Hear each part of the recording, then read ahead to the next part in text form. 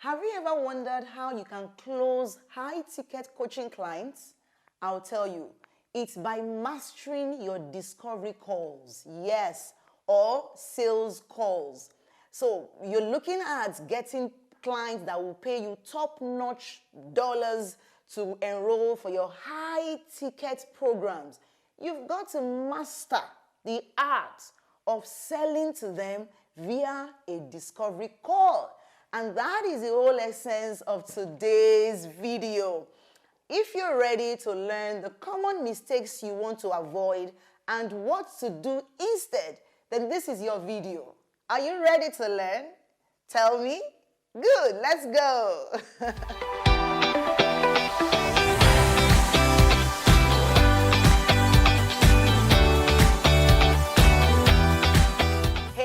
Welcome back to my channel, your community.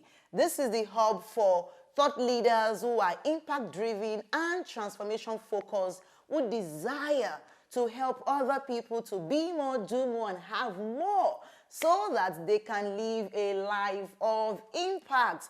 I'm so happy to have you here today and to discuss one of my favorite topics, because this is literally what can determine how you move from 5 figures to 6 figures. With this, when you master the art of discovery calls, you will see yourself itching to jump on discovery calls because you know that you will sell out. Personally, I've had 100% on all my discovery calls. I mean, 100% conversion rate on all my discovery calls. That is, out of every 10 people I talk to, I close 10 of them to buy at least 1 or 2 things from me. No joke. At least in the last 1 year since I mastered this particular skill.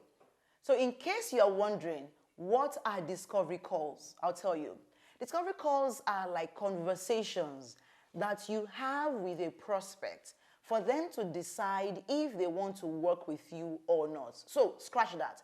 For both of you, you and the prospect, to decide if you want to work together as coach and client. So yes, as the client is considering you, hearing you talk about your offer and all of that, you are also listening and watching the client's or the prospect's disposition and deciding if indeed you want to work with them or not. All right, so there is a part of you then looking at you.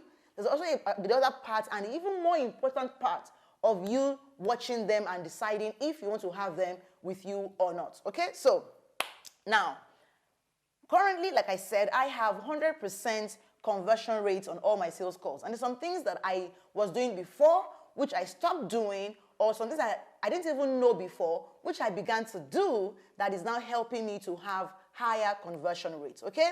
So now I'll tell you first, what are the tools you need to be able to do so well with your discovery calls. Number 1 is you need to have an online appointment scheduler, okay?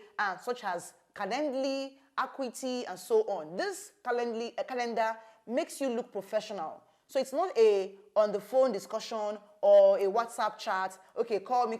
Even if you had the agreement on WhatsApp, you still need to send a link. So with this scheduler, you are able to set up a link, an appointment link for the person to book a call, and they will see your available dates and your available time. All right? So that way they can decide what day, what dates or what time to choose. And that way they are also sent reminder emails. Lots of all of these, appointment schedulers, they have automated email reminders that go out to people that book the calls with you without you even, having to write the email yourself. They have some template that just goes out and share the link. So you want to check out Calendly. I use it a lot, and also others like Acuity and so on. I will drop the link to Calendly below this video, okay? The next one is you want to have an online meeting app software, such as Zoom or WhatsApp, okay? Why? Because you need to have your video on. I recommend that you hold your discovery calls with your video on. Don't do, audio call and everything. Why? Because you want to monitor body language and, just see what is happening and be able to tell and make decisions.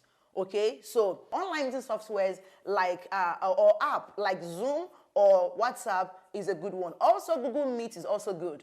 All right. And of course, you need to have a laptop or a mobile phone. Okay. Well charged, well positioned, steady. Okay, not that you're holding it in your hand. No, no, no. You need to have a tripod, okay? You can't afford to just say, to be having calls like this and you're moving. No, no, no, no, no. You have to be in a steady position to have this call. And again, you need to have a payment link or an invoice. Yes, because I always recommend that you send your prospects the link to make your payment right on the call. In fact, just as you end the call, confirm they received the link and wait for them to make the payment. So yes, you need to have a payment link or an invoice ready for that call. Now, the common mistakes I see lots of new coaches make, which I have also made, so I'm not even in any way shading you or casting stones at all. I used to be on that same, in that same scenario, right? So I know what it's like. So first one is talking to unqualified leads. So about a little over a year ago, about 18 months before this video, precisely in 2020, when I began to try the whole idea of holding discovery calls. So I sent out a form to people and they applied to have the calls with me. I held nothing less than 50 calls within 3 weeks, 3 to 4 weeks. I'm telling you, I was having like five calls every day, sometimes 7 calls every day, back to back for 30 minutes, 16, and so, long time. And I cannot say I had up to 20% conversion rate. Why? Because I was talking largely to unqualified leads. People who could not afford my programs. People who could not, who wouldn't even need my program because I sent out the link to just everyone on my email list and they were just so random. So what should you do instead? I recommend that you state very clearly who your calls or who the discovery call is meant for. How do you do this? From the questions you would ask on the scheduling software, right? Maybe on your Calendly. The scheduling link allows you to ask some questions, about 10 questions in all, right? So you're able to ask questions that are specific to your clients. And in fact, sometimes you may put in brackets that if you don't have an answer to this, please do not continue booking this call. I'm telling you. You may ask questions like, how much are you willing to invest in this offer? You may ask things like, how soon are you ready to make an investment? In this, if you and I decide that we're a good fit. That kind of question would get in only the right people on your call. And you can even say, so for example, on my own form, I have where I said, I put the list of my products, then I have one, I said less than so amounts of money. Then I said, please, if you have less than this amount of money to spend on your coaching, do not book this call. I cannot possibly work with you as I do not have offers less than this amount. I'm telling you. So with such questions, only people who are really qualified get to talk to me. Number 2 mistake is rushing into a call. Physically. So maybe you have a call, you're still in the market, your son is crying, everything is happening. So just rush the call and, hit the start button on your Zoom meeting. No. You want to be coordinated. Come prepared. Have your notebook, have your pen, have good lighting, steady, seated. Because everything has to do with your energy and how you show up. If you don't show up like you can help, or that you can even help yourself, I won't trust you enough to buy from you. I'm telling you that. We all judge a book by its cover, or sadly so, right? So we want to be sure that you have that composure, you have that, that peace around you in order to be able to help a coaching client because, coaching needs a lot of tranquility and lots of, energy management to be able to get results, right? So don't rush into your calls, okay? Come prepared.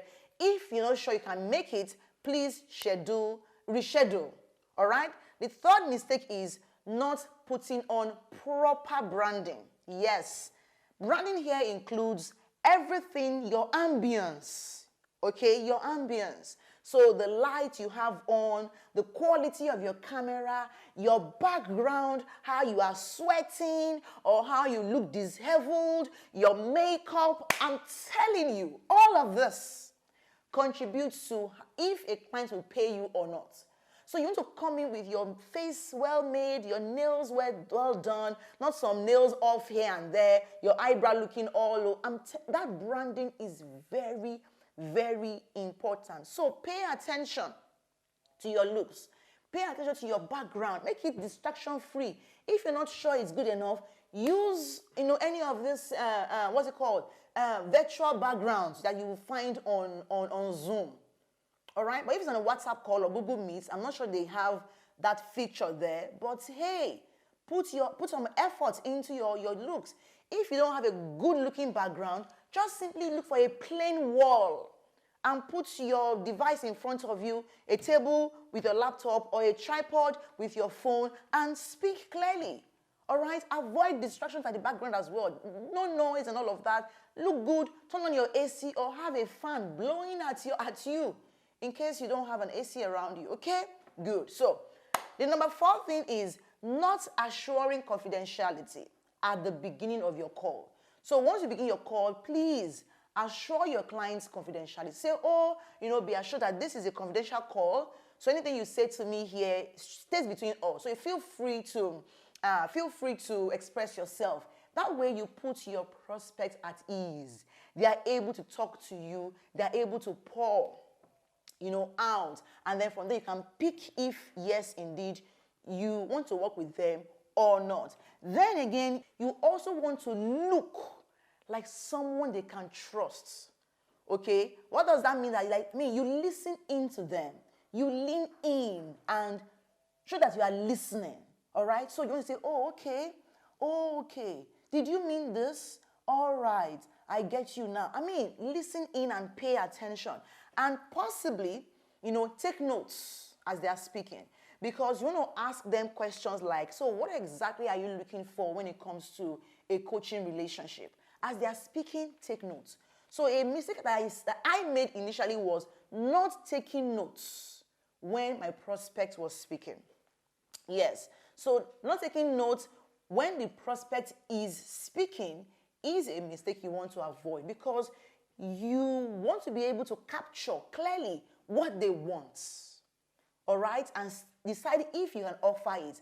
And then the next mistake is trying to sell instead of presenting your offer as an opportunity. That is mistake number 6, okay? Trying to sell instead of presenting your offer as an opportunity. You want to let people have this feeling that they are gaining a lot, by hiring you than by keeping their money. All right? So don't just try to sell and say, this costs this is how much, this is, no. Okay? What you want to do is to present your offer and say, okay, thank you for sharing all you've said. All right? So basically, you want to achieve this, and this is how I can help you. I have a program known as the Business of Your Brand Program, and this program is 7 modules over 12 weeks. You get support. There are 4 stages. Stage 1 helps you to achieve this. Stage 2 helps you to get so and so results. So that is you stating what they would get, stating that the results you will get are phenomenal compared to how much you will spend. All right? So that's exactly what you want to do. Instead of trying to sell the course, present your offer as an opportunity. The last mistake you want to avoid on a discovery call is coaching. So coaching on a sales call is a no-no. That is you trying to fix the problem of your prospect. When you do that, they will have a feeling like, they've learned a lot. Let them go and implement. And I've had students, tens of them, who have said, Coach Temi, your script, the BYB script that I teach, my BYB students has changed the game for them. Like before, they will start coaching, on a coaching call, or on a discovery call, as against making an offer, offering their solution. And so the prospect ends up not buying. All right. So a quick tip I want to give to you is, I don't think your discovery call should be more than 30 minutes. 15 minutes is sweet, 20 better, but 30 maximum, you should be done. All right, don't make it too long and extended. That way you will not be tempted to start teaching and coaching. Another quick tip again is, you want to show up confidently when you are presenting your offer. Don't go slouching and say, this offer. No, be comfortable selling. And it's not just selling as sales, but be comfortable promoting the solution that you have to offer, because your clients will achieve massive transformation. They are better off with your coaching than without it. Therefore, come in, show up, and talk fast, talk quickly, talk confidently, and just show up and present your solution to them. And of course, like I said earlier on, you want to send them an invoice. So once they say, oh yes, it's okay, it's that, it's good.